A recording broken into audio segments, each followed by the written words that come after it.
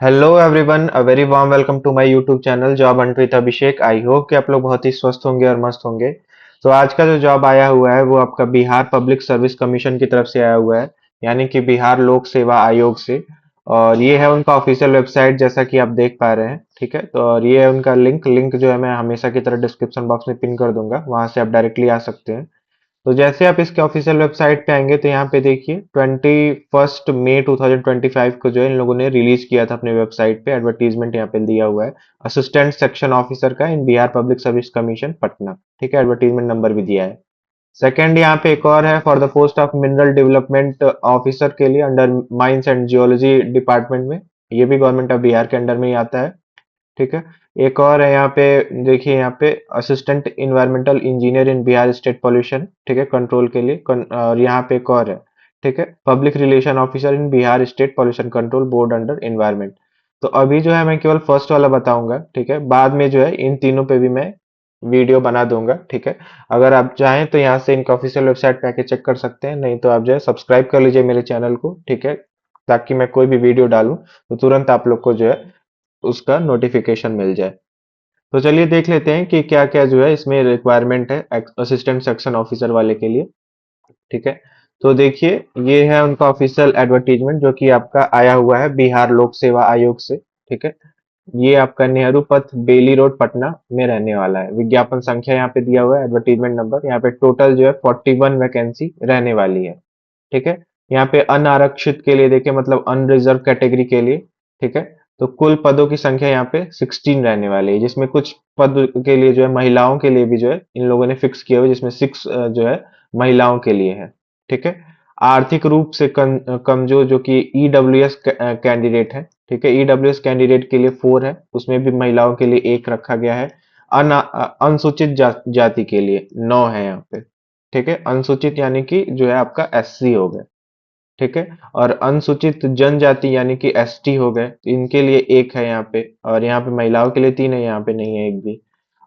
अत्यंत पिछड़ा वर्ग के लिए ओबीसी कैटेगरी के लिए यहाँ पे देखिए एक है। ठीक है, यहाँ पे महिलाओं के लिए नहीं है। पिछड़ा वर्ग के लिए अगेन बैक बीसी के लिए बैकवर्ड क्लास के लिए 9 है यहाँ पे महिलाओं के लिए 3 है।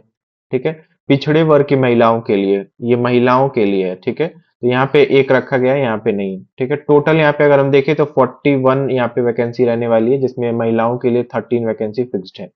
ठीक है, अगर आप जो है स्वतंत्रता सेनानी से मतलब उनके जो है पोता पोती नाती या फिर नतिनी है, तो आपको जो है अगेन एक वैकेंसी यहाँ पे देखने को मिल जाएगी। आप अगर जो है पीडब्ल्यूबीडी कैंडिडेट हैं तो भी आपको जो है डीडी में एक मिलेगा, और एक जो है आपको एमडी में मनोविकार बहुदिव्यांग में एक वैकेंसी यहाँ पे देखने को मिल जाएगा। ठीक है, अगर हम वेतमान की देखें, मतलब यानी कि आपका पे स्केल अगर देखें तो पे स्केल 7 के हिसाब से 44,900 से लेके 1,42,400 आपको जो है पर मंथ मिलेगा। तो एक बहुत अच्छी खासी सैलरी आपको मिलने वाली है यहाँ पे।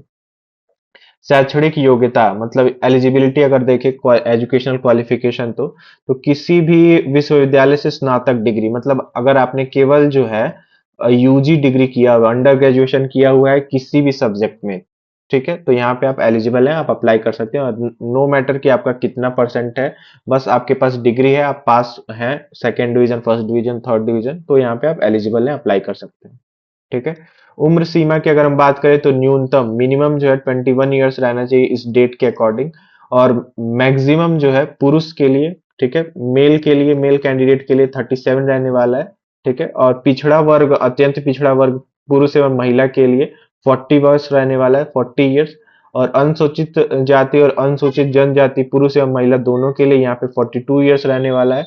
और सेवा निवृत्त की आयु जो है 60 वर्ष तक रहने वाली है। ठीक है, बाकी यहाँ पे जो है बहुत सारा कुछ दिया हुआ है, तो अपने एंड से जो है चेक कर लीजिएगा। चयन प्रक्रिया की अगर हम बात करें, सिलेक्शन प्रोसीजर, ठीक है, सिलेक्शन प्रोसीजर की अगर हम बात करें तो यहाँ पे देखिए आपका 2 चरणों में आयोजित की जाएगी परीक्षा। तो यहाँ पे जो है आपका 2 पार्ट में आप बोल सकते हैं, 2 पार्ट में आपका जो है यहाँ पे एग्जाम लिया जाएगा। प्रथम पार्ट में अगर देखें तो प्रारंभिक प्रतियोगिता परीक्षा आयोजन किया जाएगा। अब ये प्रारंभिक परीक्षा क्या है, एक प्रारंभिक परीक्षा है, एक मुख्य परीक्षा है। ठीक है, प्रारंभिक परीक्षा में अगर देखें तो देखिए आपका प्रारंभिक परीक्षा में एक पत्र सामान्य ज्ञान का होगा। ठीक है, देखिए देखिए उसमें सामान्य ज्ञान में क्या क्या आपका चीजें पूछा जाएगा। देखिए क है, यहाँ पे ख है और ग है। क में सामान्य अध्ययन के लिए प्रश्नों की संख्या 50 होगी, और सामान्य विज्ञान एवं गणित के लिए अगेन संख्या 50 होगी प्रश्नों की, और मानसिक क्षमता जांच का जो है अगेन यहाँ पे प्रश्नों की संख्या 50 होगी। ठीक है। टोटल जो है यहाँ पे बहुविकल्पी मतलब एमसीक्यू क्वेश्चन ही रहेंगे यहाँ पे सारे, मल्टीपल चॉइस क्वेश्चन, और प्रत्येक प्रश्न जो है 1 अंक का होगा। एक क्वेश्चन जो है 1 मार्क्स का होगा, मतलब जो है यहाँ पे अगर 50-50-50 मतलब 150 मार्क्स, 150 क्वेश्चन हैं तो टोटल 150 मार्क्स का होगा। ठीक है। नेक्स्ट अगर हम देखें तो यहाँ परीक्षा की अवधि मतलब टोटल टाइम जो है आपका 2 hours 15 minutes रहने वाला है। ठीक है, 2 घंटा 15 मिनट। यहाँ पे इनका लैंग्वेज जो रहेगा एग्जाम का आपका हिंदी और इंग्लिश दोनों में रहेगा। ठीक है, तो आप जिसमें कंफर्टेबल है आप यहाँ पे चूज कर सकते हैं। देखिए आपका खंड ख जो है ये वाला जो सामान्य अध्ययन है उसमें क्या क्या आपका पूछा जाएगा यहाँ पे दिया हुआ है। सामान्य अध्ययन में देखिए आपको क्या क्या पढ़ना है, जैसे आसपास के वातावरण की सामान्य जानकारी, समाज के अन्य उनके अनुप्रयोग के संबंध में उसकी योग्यता की जांच करना, ये सब जो है आपका यहाँ पे डिटेल में सिलेबस दिया हुआ है। ठीक है। खंड क में सामान्य विज्ञान एवं गणित में क्या क्या पूछा जाएगा पूरा डिटेल में यहाँ पे दिया हुआ है। मानसिक क्षमता जांच में यहाँ पे क्या क्या पूछा जाएगा वो भी दिया हुआ है। ठीक है। नेक्स्ट अगर हम देखें मुख्य परीक्षा, ये वाला मेन जो है मुख्य परीक्षा, वो पहले आप प्रारंभिक परीक्षा अगर पास कर लेंगे तब आप जो है मुख्य परीक्षा में अपीयर हो सकते हैं। उसमें भी 2 पत्र होंगे आपके। पार्ट 1 में अगेन यहाँ प्रश्न पत्र 1 में जो है सामान्य हिंदी आपसे पूछा जाएगा। ठीक है, पूरा यहाँ पे डिटेल में दिया हुआ है। यहाँ पे प्रश्न पत्र 1 की परीक्षा में भाषा का माध्यम हिंदी ही होगा, क्योंकि सामान्य हिंदी का ही जो है एग्जाम होगा, तो हिंदी में ही आपका जो है पूछा जाएगा। नेक्स्ट अगर हम देखें तो प्रश्न पत्र 2 का है विषय सामान्य ज्ञान का, यहाँ पे बहुविकल्पीय प्रश्न होंगे, और प्रश्न पत्र 2 सामान्य ज्ञान में अगेन जो है देखिए आपके सामान्य अध्ययन आपको पढ़ना पड़ेगा, जिसमें 50 मार्क्स का होगा, वो भी सामान्य विज्ञान एवं गणित होगा, मानसिक क्षमता जांच होगा, ये भी 50, ये भी 50, टोटल 150 मार्क्स का ये भी होगा। ठीक है।